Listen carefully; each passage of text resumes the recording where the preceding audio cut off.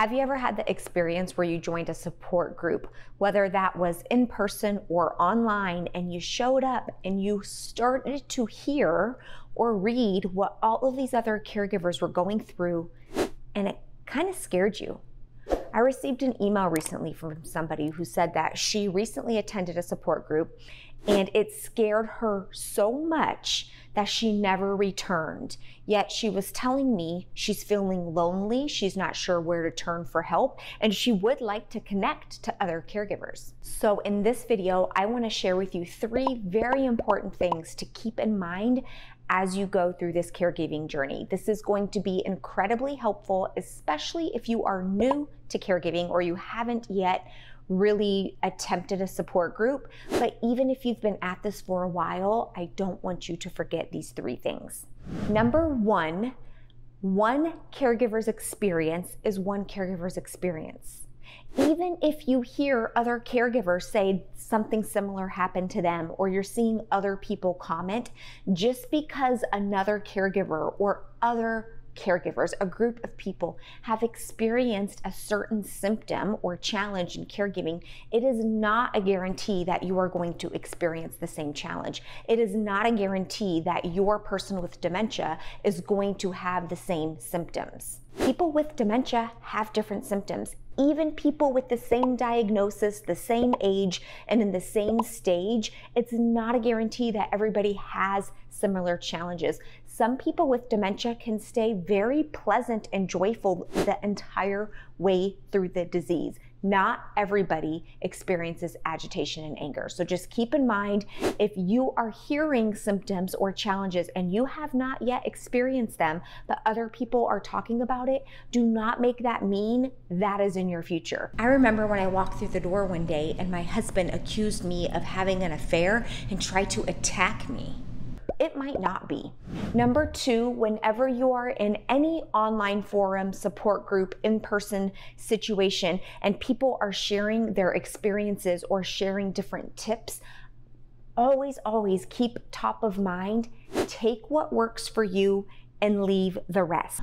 Oh wow, something like that happened to me too, except my husband accused me of trying to steal all the money and called the police to kick me out of the house. I like to think about this as a buffet, like a buffet of food options. You don't have to take all of the food options on that buffet. You only take the foods you want to eat. Please use that same approach as you hear other people talking about tips and strategies and information and products and tracking devices and surveillance cameras and different foods and different gadgets. We do not need everything. If you go into these environments and situations and you think that you have to have everything, you are going to become incredibly overwhelmed really quickly. Just always ask yourself, what do you feel like trying this time? What are you open to hearing today? And some cases, you might arrive to a buffet and you might not be that hungry at all, so you just might grab salad, maybe a side of fries, right? You don't have to force yourself to eat every single thing on the buffet, just like you don't have to force yourself to try every tip and strategy you hear about. Number 3, and this is incredibly important, allow yourself to go through the waves of caregiving. There will be times when you want all the information and you might just be wanting to prepare yourself as much as possible. Even if you won't be experiencing that situation yourself, you just might want to know what is possibly ahead. And then there might be periods of caregiving where you don't even want to think about it. You don't want to talk about it. You don't want to hear other people going through it. Allow yourself to have those breaks. Give yourself the ability, the option to maybe sometimes go into that group and see what's going on. And other times maybe just skip out because you realize, I'm just not in a place, a headspace, or in a place where I want to hear that information today, and that is okay. Honor wherever you are on a day-to-day basis. Even if you belong to a group, it doesn't mean you have to show up for every single thing. Those were my 3 tips for every single dementia caregiver. If you are looking for a free online group, you can join my online closed Facebook group where you can connect with over 7,000 other caregivers to hear what's working for them. It's a great place to put out questions and get a bunch of feedback from other caregivers. It's also a great place to just show up and say you're struggling and get support from other caregivers. But again, some days you might not want to go in the group.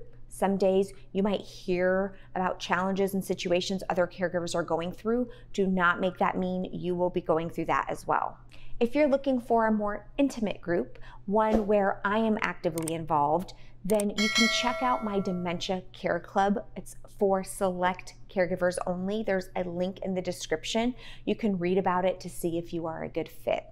I'm going to be back with another video very shortly. Thank you so much, Careblazer, for what you are doing every single day for your person with dementia.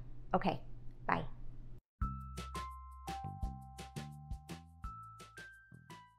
There's so many